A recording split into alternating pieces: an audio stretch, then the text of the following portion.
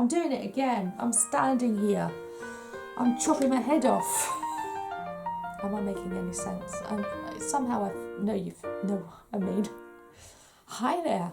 Happy knitting. Get your knitting out. We're going to have a chat. It's Hannah from Knit with Hannah. Knitting natter to help us learn to knit with ease, confidence and joy. Yes, that's what we want. Ease, confidence and joy when we're knitting. Now, I had fun yesterday. I did a brilliant thing. I stood here, I went through all of my knitting books, more of them. I brought them in from the other room, which I hadn't done in my last video. And I stood here and I filmed. There was film. There was a brilliant recording. But half of my head was missing from all of it.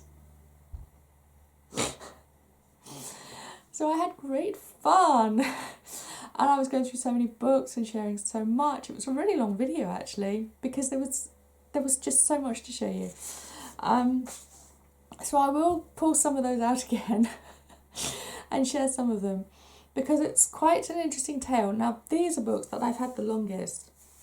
These are the books that I've had. Some of the ones I showed you before I have had since childhood, but these are books that I've consistently gone in and been knitted from. I've consistently had and drawn inspiration from them, and some more that I've had since childhood. And there's a load of individual patterns as well.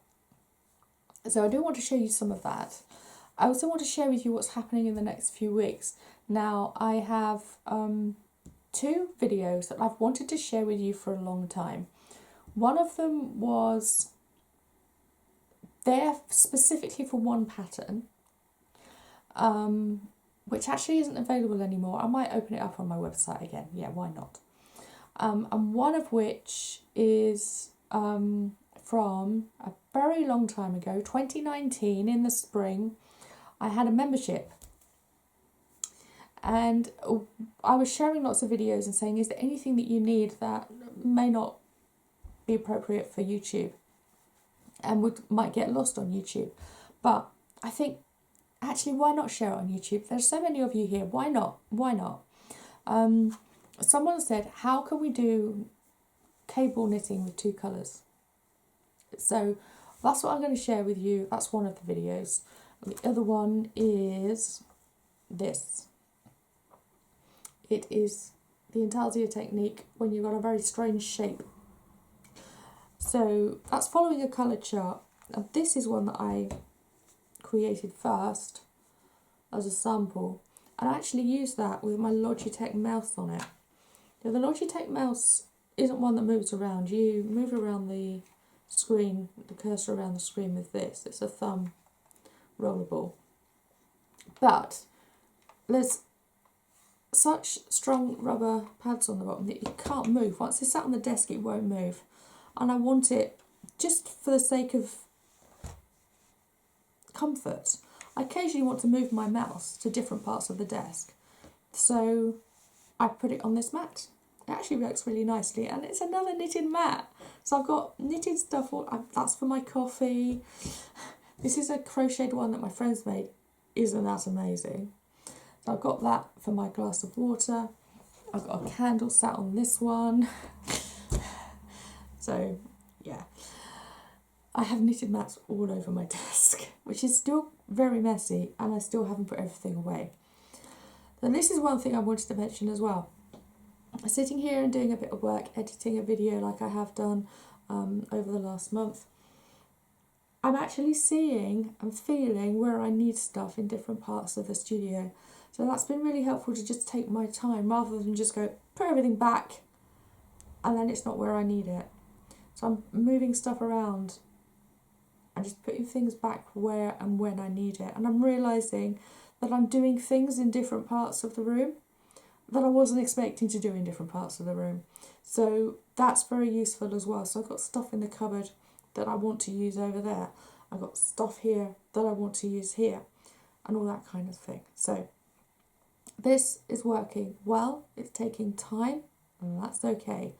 I'm happy if it takes me another 3 months to sort this out, but I'm ready and organised by September. I'm happy with that.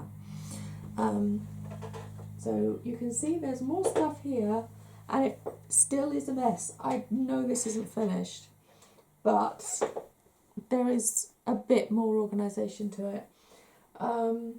Let me pull some books out and I will share them with you.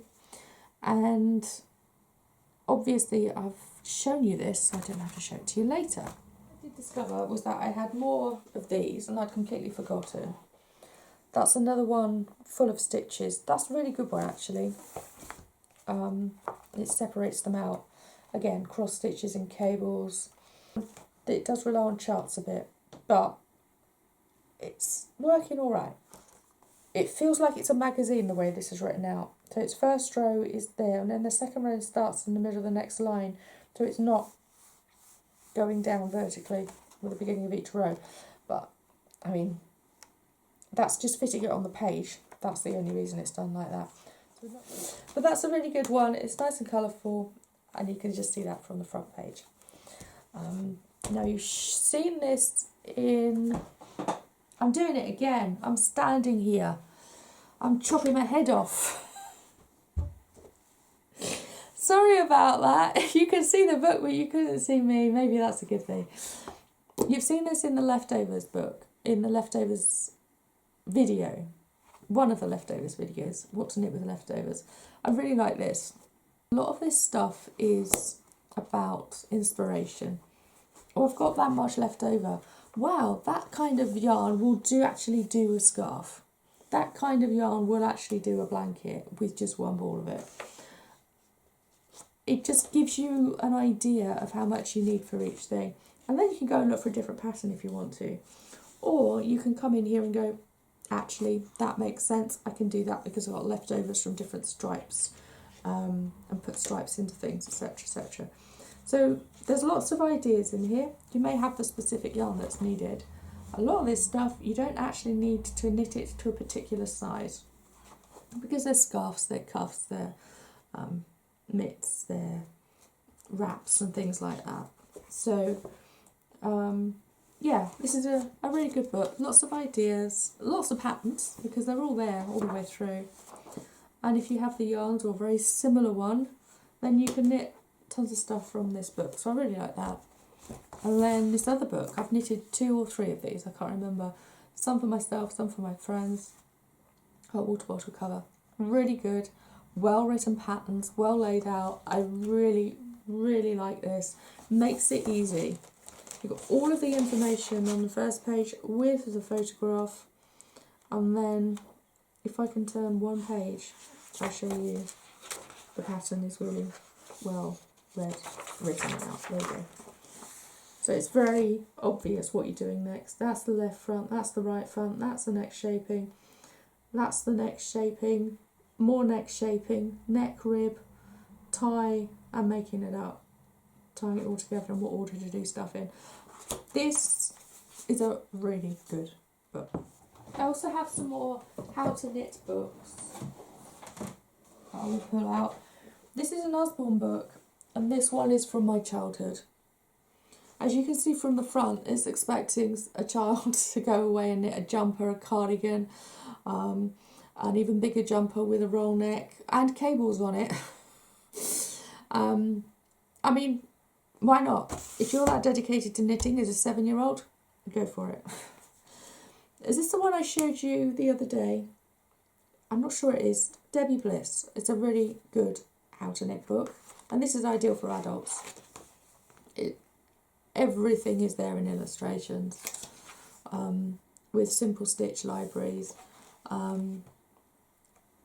mean, it goes through everything. It gives you cables, it gives you colour workshops inside, absolutely everything. So if you want to start knitting and then go from 0 to 10,000 in 3 weeks, then that's a good book for you. Take it easy.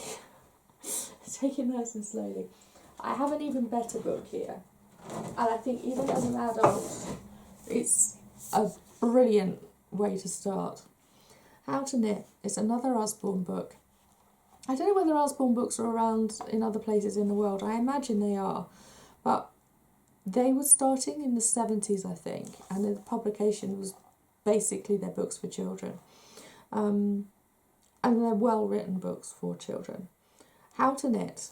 You can see just from the front cover, we're talking simple, we're talking colourful, we're talking inventive, and it starts so well with all the information, the materials you need, talking about yarns, and then you've got all of your illustrations, nice and gently and slowly led out,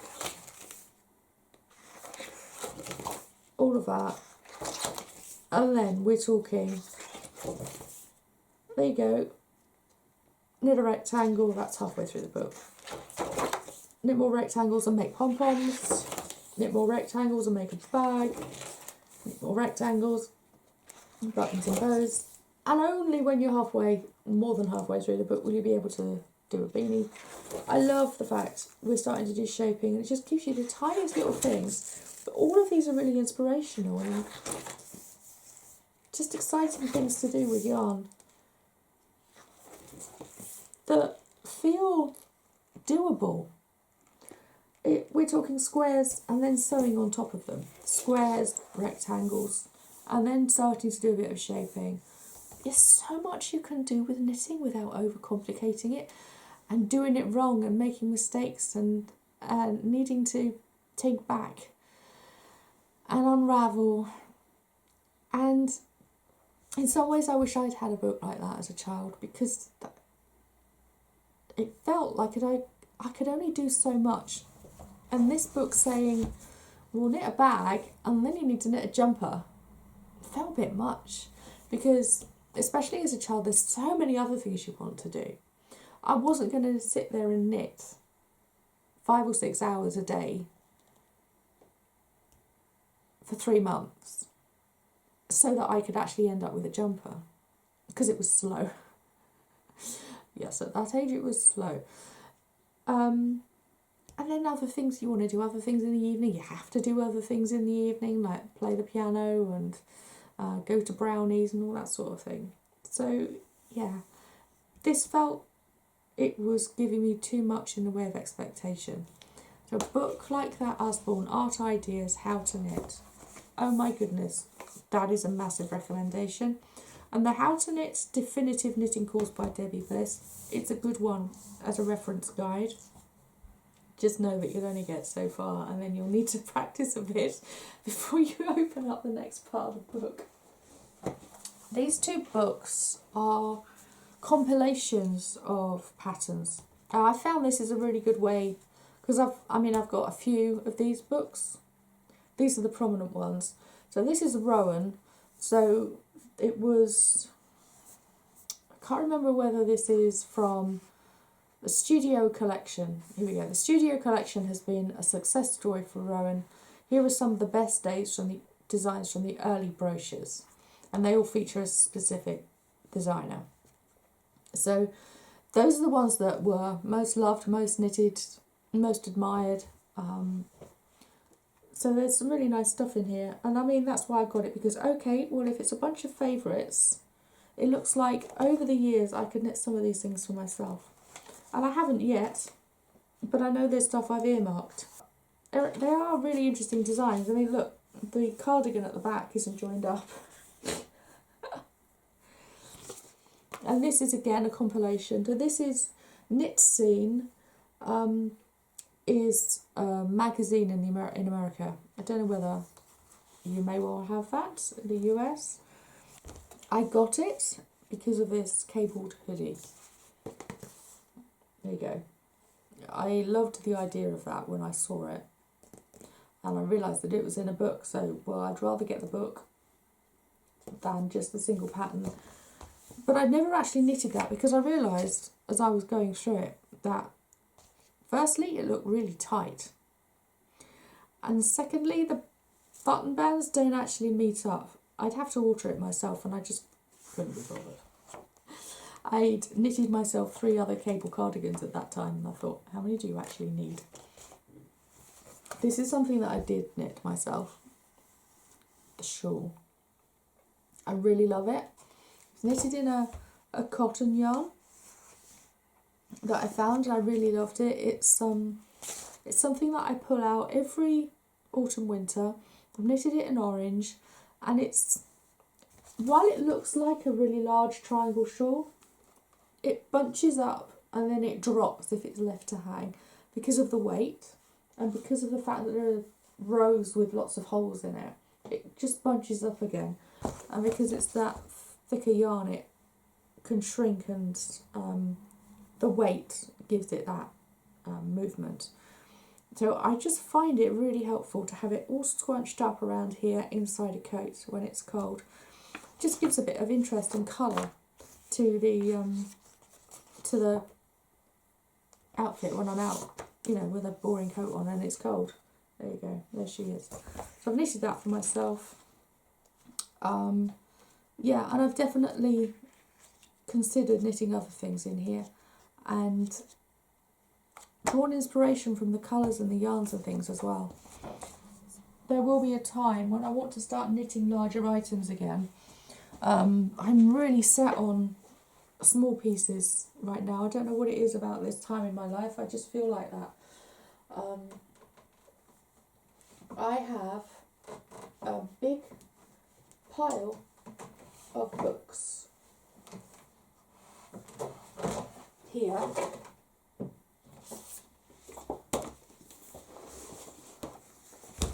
And they are all very specific, either to yarns or shapes and styles. So that's obviously 6 to 7 year olds, and that's the only real selection I have for that kind of age group. It was free with a magazine, and I thought, I'm getting that magazine so I can get that. This, I loved the yarn, so I wanted that, and I knitted myself this cardigan, and I still have it. There you go. That, I've got that in green. I will pull it out and wear it again when it fits me. I knitted it when I was quite small.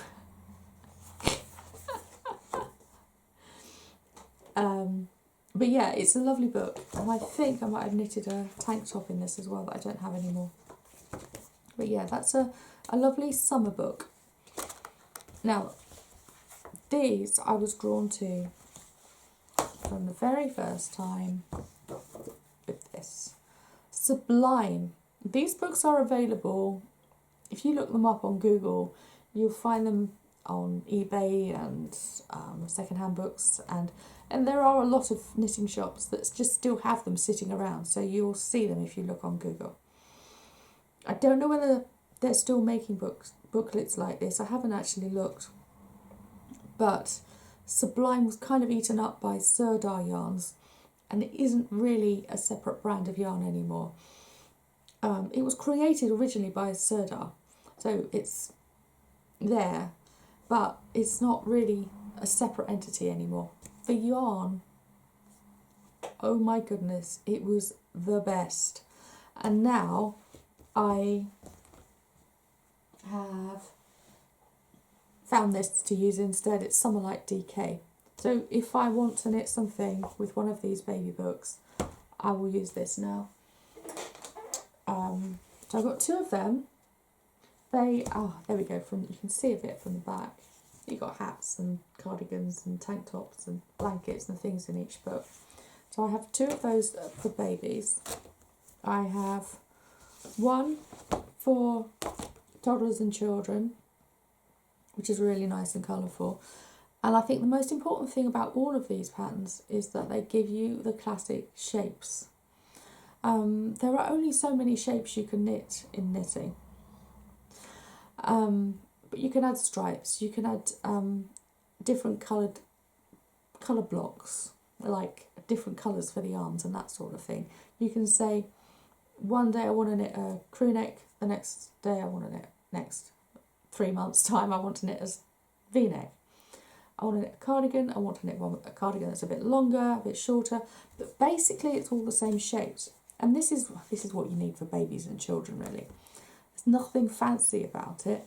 You can just change the colour to go with what's trendy, you know, what's in the shop and that sort of thing. And they are, on the nose, average yarns. This is a DK yarn. it's a DK yarn. So there's nothing really going on that you need to worry about. This is the next step I took. I said, okay, do you have a chunky book? Yes, you do. Do you have an Aran book? Yes, you do. And these are family knits, men, women, boys, girls, but not babies. So all of these different patterns, knit them from different people, different sizes, different shapes, different styles, and you're there. So that's why I got those two books, knowing that, again, I would have them for as long as I need to knit for these sizes, shapes of people. I will just mention, when I started knitting for babies, which is when my friends and family, babies just started appearing, as they do when you get to a certain age, I also got the premature baby book. And I knitted quite a lot out of this for one of my friends who actually had triplets. So really useful, and there may be a time in my life where I need these patterns again, and I don't have to go out and search for new patterns. I know I can just pull this out and knit in an evening and then send stuff to her the next day. So that's that. One more Sublime book. This is 20 designs for women, and this is created so that you knit in weird colours and stripes and shapes and all sorts. But I mean, pull out a ball of yarn and knit it all in one colour. It's the shape, the size and the style that makes the difference. So 20 designs, I think, in a book like this for a particular yarn, it's a DK if I remember rightly. It's nothing to write home about. Yeah, I'm pretty sure it's a DK, just looking at it. There you go. Simple. And I got two Aran books as well, which are really good. Knitted scarf. I may have knitted a tank top out of that. I can't see it, but I've definitely knitted something out of this as well. My nieces had Aran knits from me one year for Christmas. It was just convenience, and they absolutely loved them, and they wore them as long as they could, you know, until they stretched out of them. So yeah, that's a really nice one. And then I have this book of home stuff, all by Dee Hardwick. And if you are aware of Dee Hardwick, then you know she loves her colour. So I was just really drawn to this as like an inspiration book, like I was mentioning before. Oh, look at the way you can knit with colour like that. And it's all off centre as well. I like that, particularly about that jumper. So there you go. Yeah. I have inkling to go and knit a load of cushions like this. There you go, they're on the back. For our living room once we've sorted it out. Because we're sorting not just tidying up the studio, but we're just trying to settle again into place.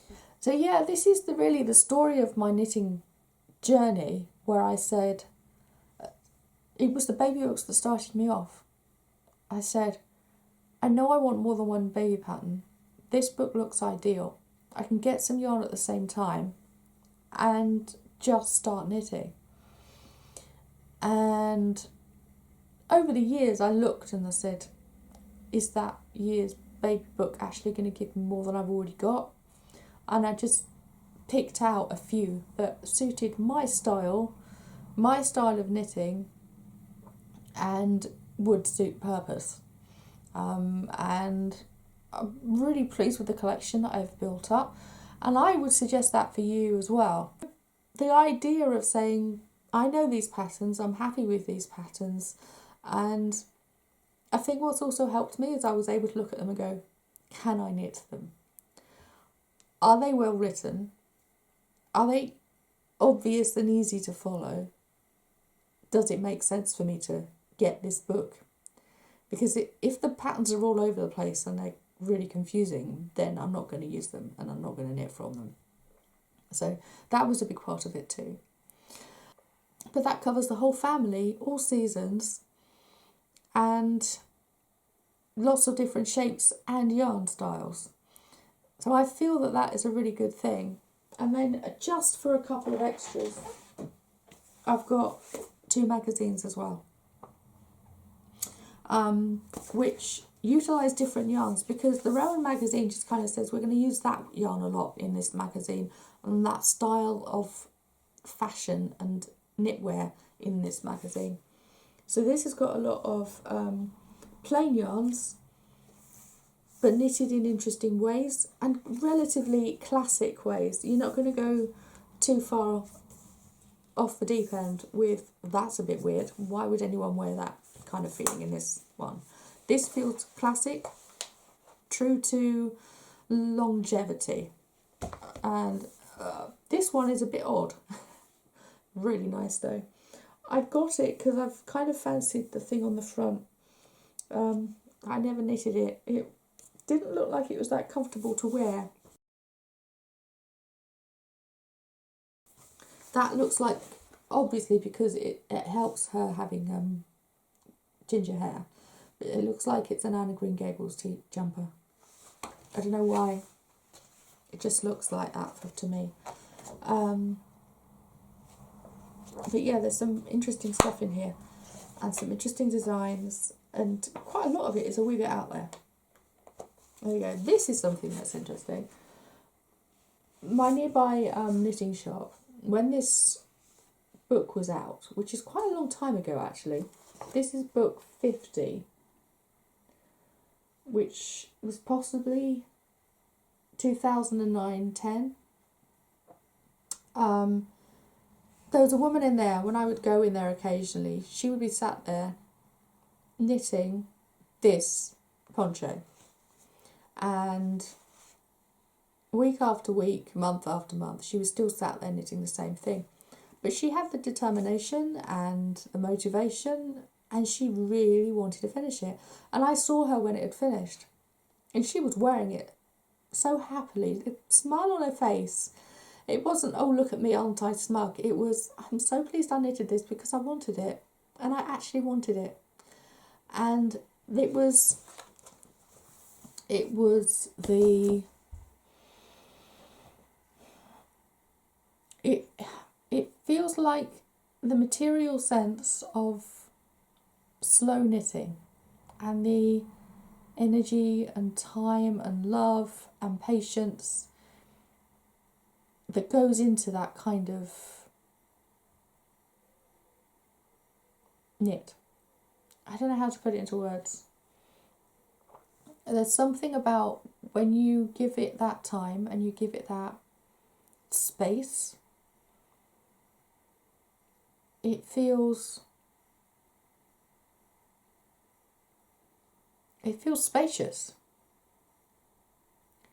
It feels like this gentle calmness within the piece that you've knitted. Am I making any sense? Somehow I know you know what I mean. Because the finished piece has been given so much love and time and slowness rather than you picking it off of a shelf. That's what that felt like. But the real dedication that she gave to it as well. That was beautiful. It's like knitting a blanket. When I knit a blanket and the resulting piece has taken time, it's taken dedication and it's taken love, because I know what will be how the benefit will be when it's finished. That's what it felt like with that.